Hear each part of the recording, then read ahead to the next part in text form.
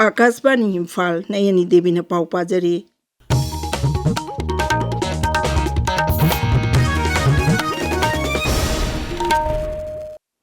Changing the narrative on suicide haibai iramda Manipurda sungasi World Suicide Prevention numit palan thauram pangthokre. Mapung weba thauram National Mental Health Program, National Health Mission Manipur amsung Directorate of Health Services na punna sinduna DM University ki College of Commerce ki Utility Holder pangthokki. Thauram asida Health Services ki Director Dr. Chambo Golmai, Family Welfare Services ki Director Dr. N. Hemant Kumar Singh na chingba saruk yakhi. Thauram ki saruk ama waina ngasi ayuk information, education amasung communication IEC campaign na hudok pagaloina masa matumta sijaba atmagha tawba thingnaba miyamgi oiba mafamsing amasung gari singda napkadaba sticker yenthokhi. Thauram si raija si tongan jila singda su pangthoknakhi. National Florence Nightingale Award ising ani kunmanga ki mana phanglabi leima popam Ranjita Devi ga Rajapal Ajay Kumar Bhala ga ngasi Raj Bhavan da unakre. Unaba duda Rajapal na nursing gi lamda Ranjita na lawri batawdangbu thagat pa phungdokhi. Unaba duda Jenims ki Director Dr. L. Usharani Devi su saruk yakhi.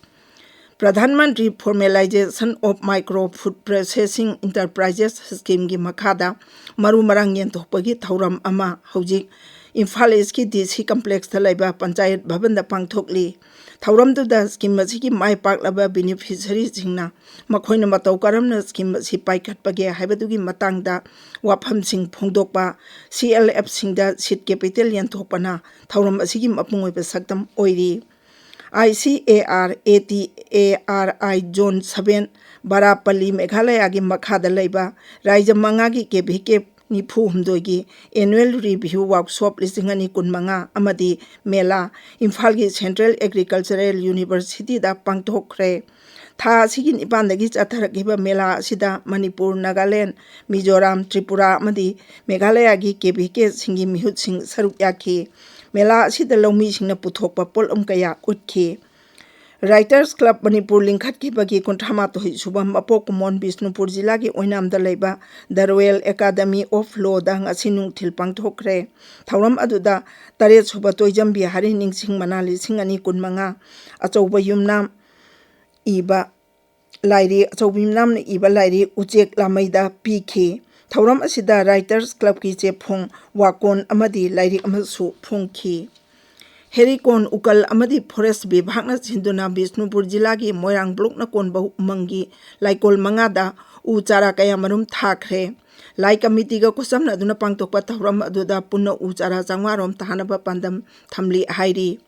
India Meteorological Department na hairi Manipur yauna awang nopok raija singda ngasi nong kana churaba yai.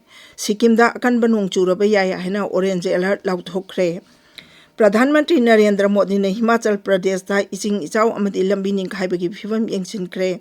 Pradhan Mantri na raija asida lupa koti lising amaga changwa tengbang moina piragani haina lauthokre. Madugi mamangda Pradhan Mantri na Punjab ki ichaw na solaba mafam singsu yengsinki amadi raija adu da lupa koti lising ama chatuk tengbang moina piragani hairi. Nepal da oirakliba phibangwi matangda Pradhan Mantri Narendra Modi na sabapati oiduna Cabinet Committee on Security gi mipam pangtokduna kupna khanakre. Irang asina ngangkhoi paringda lalol tigi thabak thaumda chawna solle hairi.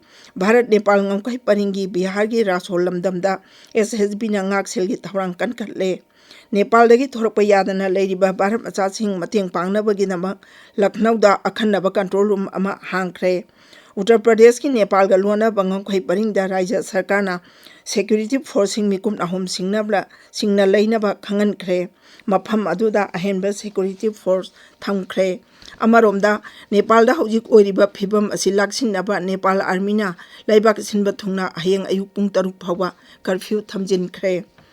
Handakta nauna semdokhiba Goods and Services Tax GST Kendragi Electronics amasung Information Technology Mantralaya gi makhada laiba Consumer Electronics amasung ICT Hardware gi sector sing chawthok hanbada henna mateng oiragani tax hantahanba sinamachigi pothok sing miyamna leibada khudong chahanbaga loinana lamdam asida IT gi polam sing putokpada henna bapan gang khat alagani pauloi jare.